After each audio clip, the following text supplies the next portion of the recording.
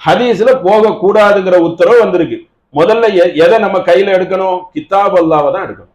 அப்ப ஹதீஸை யாரும் நம்ம மறுக்கல. ஹதீஸ் 1000 லட்சக்கணக்கான ஹதீஸ் இருக்குது. அதுல நம்ம சில செய்திகளை களை எடுக்கிறோம். ஹதீஸ் இல்லாம நம்ம ஒண்ணுமே செய்ய முடியாது. அவ்வளவு செய்திகள் இருக்கு. தொழுவை பத்தி சட்டம் அதுலதான் எடுப்போம், ஜக்காத்தை பத்தி அதுலதான் எடுப்போம், எடுத்துக்கிட்டே இருப்போம், எடுத்துக்கிட்டு கடைபிடிச்சுக்கிட்டு இருக்கோம் இன்னும் வரைக்கும். மறுக்கவே முடியாது. குர்ஆனுக்கு ஹதீஸ் தான் வாழ்க்கை. யாரு ஹதீஸை டோட்டலா இல்ல குர்ஆன் மட்டும் போதுங்கிறானோ அவதான் படுபாதகமான செயல்னு அர்த்தம். நம்ம ஹதீஸில் கிளை எடுக்கிற, நம்ம எடுக்கல. இதுக்கு முன்னாடி மார்க்க அறிஞர்கள் ஏகப்பட்டவர் ஏகோபித்த கருத்தை சொல்லி இருக்கிறார்கள்.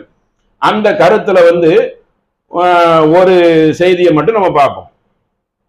நிறைய இருக்கிறது. கொஞ்சம் ஒரு சாபி இமாம், அந்த சாபி இமாம் என்ன சொல்லுகிறார்கள் என்றால், சஅலத ஹாமஸத் ஹபர ஹபரல் வாஹித், ஒரு சரியான ஒரு ஹதீஸுக்கு அளவுகோல் என்னவென்றால் அவங்க சொல்றாங்க வஸர்த வஸஹீஹல் யஜீப வஅர்த அலல் கிதாப. கிதாப்னா அல்லாஹ்வுடைய வேதம். எவ்வளவு அழகா சொல்றாரு பாருங்க. கால சாஃபி ரலியல்லாஹு அன்ஹு, அவங்கள அந்த அல்லாஹ் புரிந்து கொள்ளப்படுவான்னு சொல்லிட்டு லா யஜீப அன்னஹு லா தகாமல ஷர்தஹு இல்லா வஹுவ கைர. அதாவது நீங்கள் எந்த ஹதீஸ் செய்தியை நீங்கள் ஆய்வு செய்தாலும் கேள்விப்பட்டாலும் என்ன தெரியுமா செய்யணுமா? கவனமா கேட்டுக்கிறீங்க. குர்ஆனோட ஒப்பிட்டு பார்ப்பது ஒரு கட்டாயம். சருத்துன்னு இருக்குது.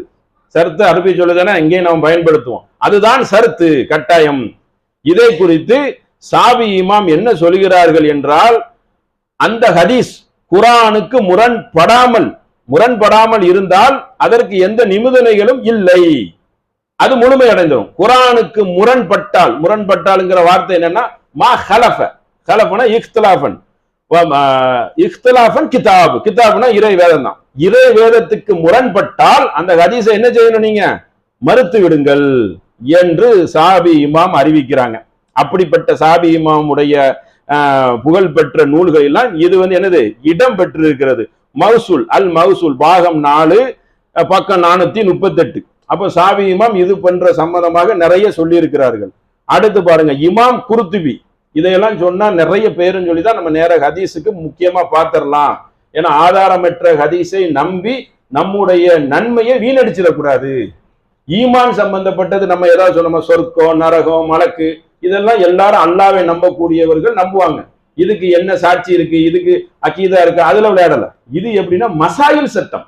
மசாயில் சட்டம் என்றால் ஒரு சட்டம் இருக்கத்தக்க